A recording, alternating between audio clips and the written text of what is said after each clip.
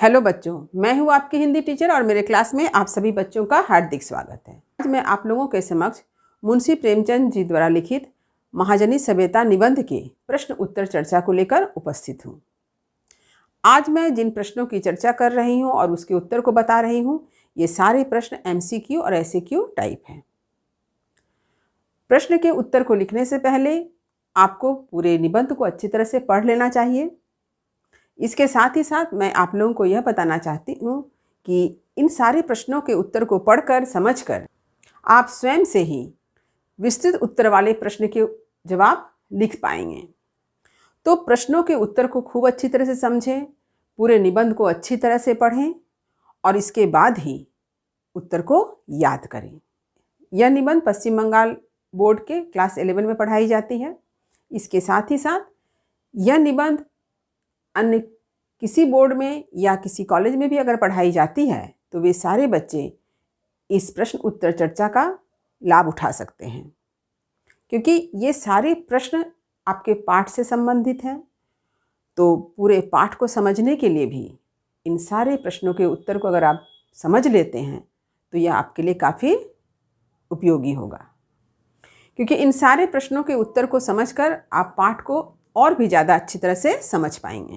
तो आज प्रश्नों की एक लंबी सूची है मेरे पास, तो बिना देर के आरंभ कर रही हूँ। महाजनी सभ्यता MCQ एंड SAQ।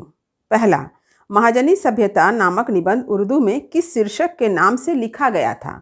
उत्तर है महाजनी तहजीब। दूसरा प्रश्न है, यह निबंध किस वर्ष व किस उर्दू मासिक पत्रिका में प्रकाशित हुआ? उत्तर है कलीम नामक उर्दू मासिक पत्रिका में, और समय क्या था? अगस्त 1936 ईस्वी। तीसरा प्रश्न है, यह निबंध महाजनी सभ्यता के नाम से हिंदी में कब प्रकाशित हुआ? उत्तर है सितंबर 1936 ईस्वी में। 4 नंबर प्रश्न देखिए, महाजनी सभ्यता किसे कहा गया है? उत्तर है पूंजीवादी सभ्यता को। 5 नंबर प्रश्न, प्रेमचंद जी ने जागीरदारी सभ्यता तथा साम्राज्यवाद के किन गुणों व दोषों की चर्चा की है? तो इस प्रश्न का उत्तर इस निबंध के आरंभ में ही है। प्रेमचंद जी ने बतलाया है कि राजा महाराजा या बादशाह दूसरे देश पर चढ़ाई किसी मान अपमान अपकार का बदला लेने या राज्य विस्तार तथा अपने शान को बढ़ाने के उद्देश्य से किया करते थे। उनका उद्देश्य सिर्फ प्रजा का खून चूसना ही नहीं होता था, बल्कि इतिहास में ऐसे अनेक उदाहरण भरे पड़े हैं कि वे प्रजा के दुख में शरीक होते थे तथा गुणी जनों के गुणों की कद्र करते थे। 6 नंबर प्रश्न, जागीरदार सभ्यता में जीवन की आवश्यकताएं क्या थी? उत्तर है बलवान भुजाएं और मजबूत कलेजा। 7 नंबर प्रश्न देखिए, साम्राज्यवाद के आवश्यक साधन क्या थे? उत्तर है बुद्धि, वाणी और मूक आज्ञा पालन। 8 नंबर प्रश्न है, महाजनी सभ्यता में सारे कामों की गरज क्या होती है? उत्तर है सिर्फ पैसा। 9 नंबर प्रश्न देखिए, महाजनी सभ्यता में किसी देश पर राज करने का क्या उद्देश्य था? उत्तर है महाजनों पूंजीपतियों का अधिक मुनाफा कमाना। 10 नंबर, मनुष्य समाज कितने भागों में बंट गया है?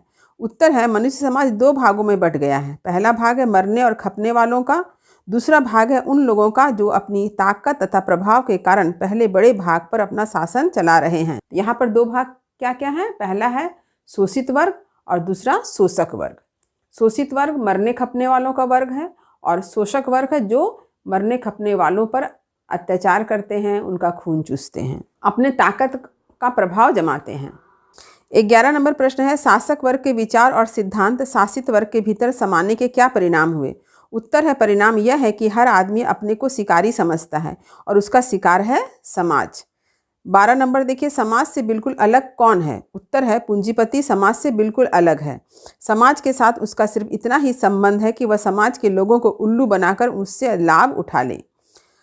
13 नंबर प्रश्न क्या है? मानव भावों को किसने अधीन किया है? उत्तर है धन लोभ ने। तो मनुष्य के मन पर किसका अधिकार हो गया है? धन का, क्योंकि मनुष्य के मन में क्या हो गया? धन कमाने की लालसा आ गई है। मनुष्य के मन में लालच आ गया है कि वह कितना अधिक से अधिक धन कमा सके, और यही धन कमाना और धन को संचय करना ही पूंजीवादी व्यवस्था को जन्म देता है।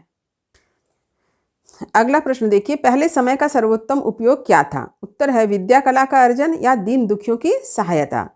यानी प्राचीन समय में समय का सर्वोत्तम उपयोग क्या होता था कि कौन कितना से अधिक ज्ञान अर्जित कर सकता है, कौन कितना से अधिक विद्या अर्जित कर सकता है, ये था समय का सर्वोत्तम उपयोग। दूसरों की सहायता करना, ये था समय का उपयोग, क्योंकि उस वक्त मनुष्य जो है इतना स्वार्थी नहीं होते थे, उस समय के मनुष्य इतने लालची नहीं होते थे, उनके भीतर धन कमाने की लालसा नहीं होती थी। उस समय का उपयोग क्या माना गया है कि अधिक से अधिक ज्ञान अर्जित करना, विद्या कमाना, दूसरों की सहायता करना। 15 नंबर प्रश्न देखिए, महाजनी सभ्यता की हवा इतनी जहरीली कैसे हो गई है? उत्तर है, महाजनी सभ्यता में मानवों का, उसके अच्छे भावों का, गुणों का कोई महत्व नहीं रह गया है। आपसी रिश्ते का आधार पैसा बन गया है। मानवीय संवेदनाओं का अंत हो गया है। प्रेम, सहिष्णुता, दया की बातें करने वालों का जीवित रहना कठिन हो गया है। तो महाजनी सभ्यता, जिसको हम लोग पूंजीवादी सभ्यता कह रहे हैं, यहाँ पर का जो वातावरण है इसको जहरीला माना गया। कैसे जहरीला माना गया? क्योंकि मनुष्य के हृदय की जो भावनाएं थी, दया, माया, ममता, ये सारी समाप्त हो गई। यहाँ पर मनुष्य यहाँ पर अपने आप को धन कमाने का एक जरिया मान रहा है। उनके लिए समय का सदुपयोग धन कमाना है। उनके लिए समय का सदुपयोग विद्या कमाना, ज्ञान कमाना, दूसरों की सहायता करना नहीं है। मनुष्य यहाँ पर हम लोग क्या देख रहे हैं? संवेदन शून्य है। उनकी अंदर की संवेदनाएं समाप्त हो चुकी है। लोगों का आपसी रिश्ते का आधार प्रेम नहीं रहा। अब आपसी रिश्ते का आधार क्या बन गया है? पैसा बन गया है। इसलिए कहा गया है कि महाजनी सभ्यता की हवा जो है इतनी जहरीली हो गई है। 16 नंबर प्रश्न क्या है? महाजनी सभ्यता में जीवन की सार्थकता क्या है? उत्तर है, कुछ कमा लेना। यानी महाजनी सभ्यता में जीवन कब सार्थक हो रहा है? जब हम कुछ कमाते हैं। कमाना मतलब धन कमाना। सब पैसे के पीछे दौड़ रहे हैं। सबकी यही सोच बन गई है कि मित्रता, मनुष्यता या परिवार के पीछे समय बर्बाद करने से क्या फ़ायदा है। समय का महत्व तो इसी में है कि कुछ कमा लिया जाए, क्योंकि इस सभ्यता में तो आदमी की पहचान पैसे से ही बनती है। तो महाजनी सभ्यता में जीवन की सार्थकता, जीवन का उद्देश्य क्या बन गया है? पैसा कमाना। हर लोग, सभी लोग पैसे के पीछे दौड़ रहे हैं। आपसी रिश्ते का आधार भी पैसा बन गया है। कोई भी अपने मित्रता को, अपने परिवार को महत्व नहीं दे रहा है, क्योंकि अगर वो महत्व देता है तो पैसा नहीं कमा पा रहा है। तो परिवार, मित्रता को तिलांजलि देकर वह अपने समय का सदुपयोग किस अर्थ में कर रहा है? पैसे कमाने के अर्थ में कर रहा है। क्योंकि समय ही ऐसा हो गया है कि मनुष्य की पहचान पैसे से है। हम किसी धनी व्यक्ति को देखते हैं तो उसे सफल कहते हैं। इसके विपरीत अगर कोई व्यक्ति बहुत ही अच्छा है, बहुत ही संस्कारी है, लेकिन वो निर्धन है, तो हम उसे सफल नहीं कहते हैं। अब जो महाजनी सभ्यता में लोगों की सोच ऐसी ही बन गई है।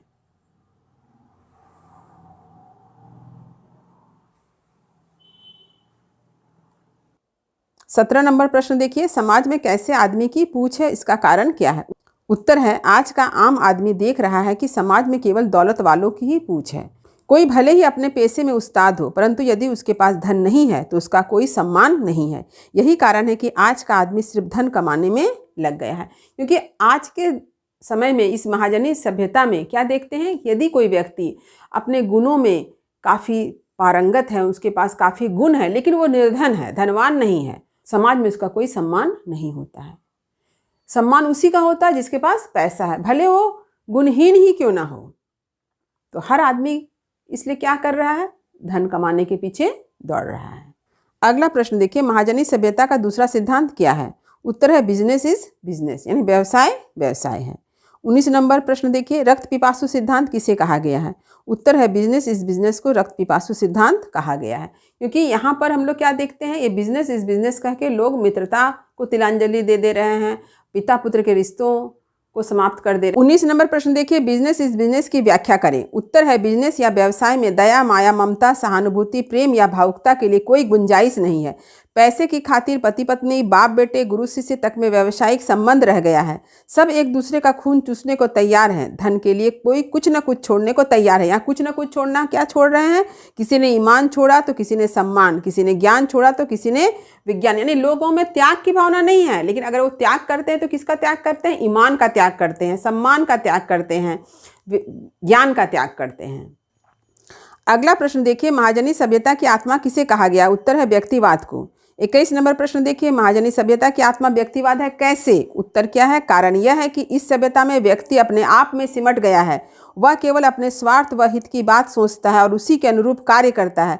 यह स्वार्थीपन एक सामाजिक समस्या बनती जा रही है। स्वार्थ के कारण लोगों का न देश का ध्यान है, न नगर का, न पड़ोस का, और न ही अपने परिवार का। यानी व्यक्तिवाद की भावना से लोग क्या हो, अपने आप में सिमट गए हैं, अपने सिर्फ स्वार्थ की बात करते हैं। उनके लिए न देश का महत्व है, न परिवार का महत्व है, न किसी रिश्तेदार का महत्व है। अगला प्रश्न देखिए, महाजनी सभ्यता के किन नीति नियमों का पालन न करने पर भविष्य अंधकारमय हो जाएगा?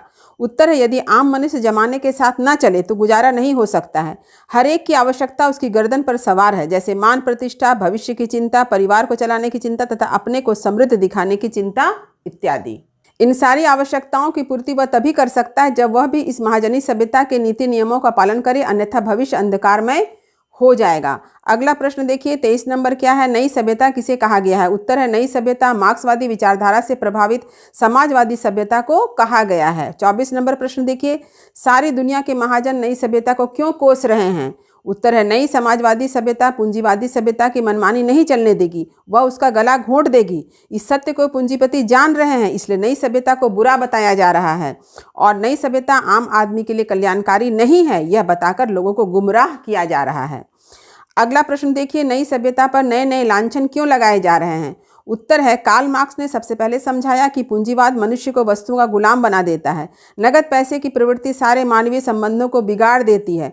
मनुष्य खुद को पैसा कमाने का मशीन मात्र समझने लगता है, उसकी चिंतन क्षमता धीरे धीरे नष्ट होने लगती है। इन्हीं सच्चाइयों के कारण विश्व भर के पूंजीवादियों ने मार्क्सवाद का घोर विरोध करना शुरू किया। पूंजीपतियों ने उसके स्वरूप को कुरूप बनाने में कोई कसर नहीं छोड़ी। 26 नंबर प्रश्न देखिए, व्यक्ति स्वातंत्र्य के पंजे, नाखून और दांत किसने तोड़ दिए हैं? उत्तर है, समाजवादी विचारधारा ने व्यक्ति स्वातंत्र्य के पंजे, नाखून और दांत तोड़ दिए हैं। पूंजीवादी व्यवस्था के थोड़े से लोगों के लिए, उनके वैभव विलास के लिए समाज के बहुसंख्यक लोगों के सुख की बलि चढ़ा दी गई थी।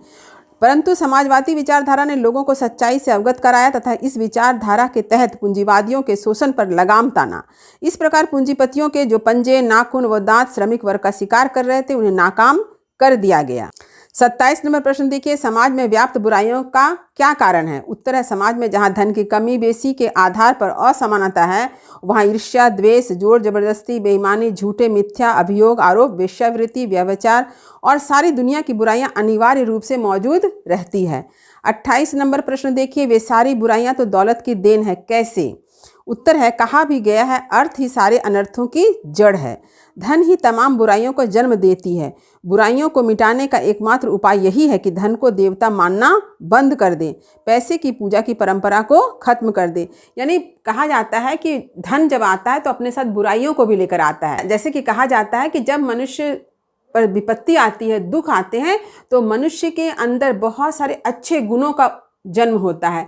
जैसे वह धैर्यवान बन जाता है, वो धीर गंभीर बन जाता है, उसके अंदर जो है विपत्ति से लड़ने की एक शक्ति का जन्म होता है। तो दुख से क्या होता है, मनुष्य के अंदर बहुत सारे अच्छे गुणों का विकास होता है। ठीक इसी तरह से धन के कारण मनुष्य के अंदर बहुत सारी बुराइयों का भी जन्म होता है। जैसे धन आ गया तो मनुष्य क्या करते हैं, वो कोई भी काम को स्वेच्छा से कर सकता है। वह क्या करता है, तरह तरह की बुरी आदतों को भी अपना लेता है, क्योंकि उसे लगता है कि अब तो उसके पास धन है, वह कुछ भी कर सकता है।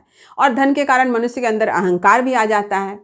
तो कहा ही गया है कि अर्थ ही सारे अनर्थों की जड़ है। तो अर्थ का अर्थ क्या? अर्थ यानी धन।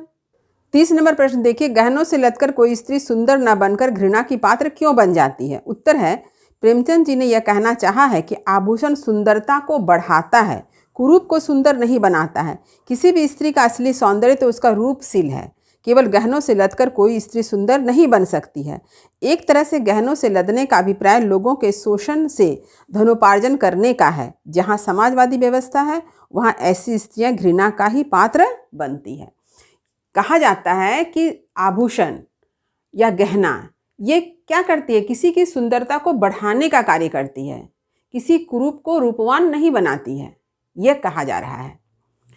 क्योंकि किसी भी मनुष्य की असली सुंदरता कहाँ है? उसके हृदय की सुंदरता, यानी उसके हृदय के जो अच्छे अच्छे भाव हैं उनका, वही किसी भी मनुष्य की सुंदरता है, चाहे वो स्त्री हो या पुरुष हो। किसी भी व्यक्ति को हम उनके अच्छे भावों के कारण ही अच्छा मानते हैं। अगर कोई व्यक्ति गहनों से लदा है, कोई स्त्री गहनों से लद कर है, लेकिन उसका व्यवहार अच्छा ना हो, तो हम क्या उसे सुंदर कहेंगे?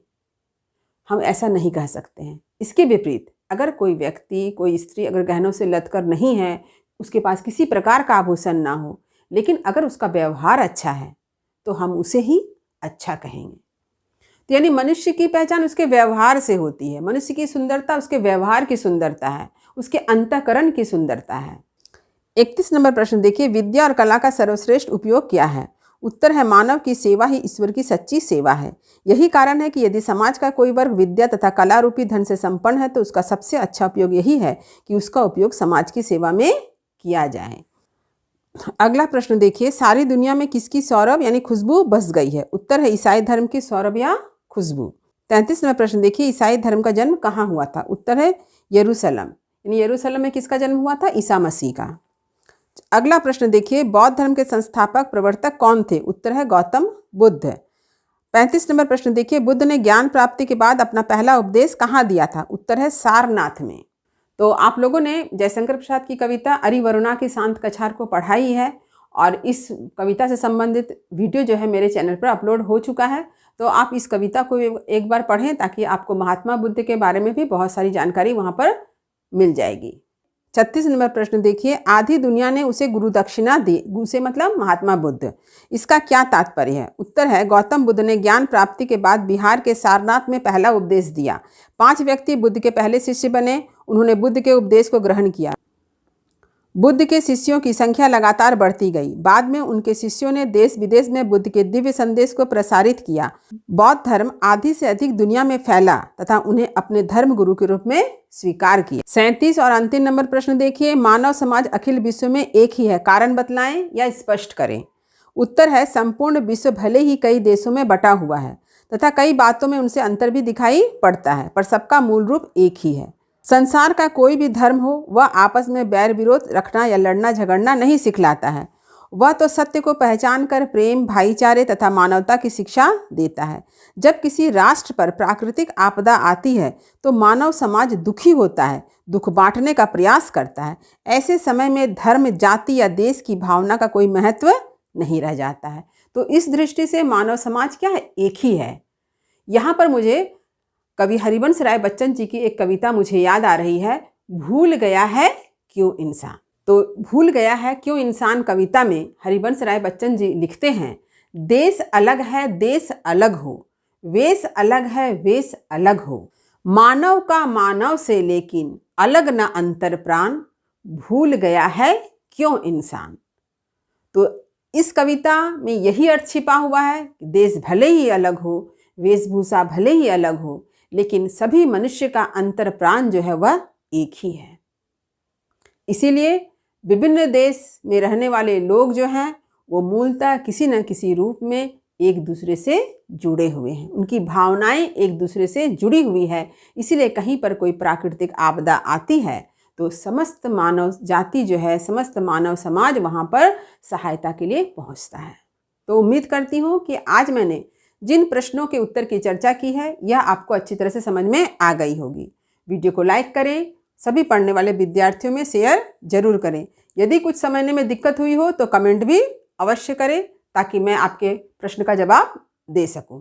जो बच्चे मेरे चैनल पर नए हैं वे चैनल को सब्सक्राइब करना ना भूलें ताकि हर नए वीडियो का नोटिफिकेशन उन्हें समय समय पर मिल सके। तब तक पढ़ते रहिए, जीवन में आगे बढ़ते रहिए। मेरी शुभकामनाएं आप सभी बच्चों के साथ है। धन्यवाद।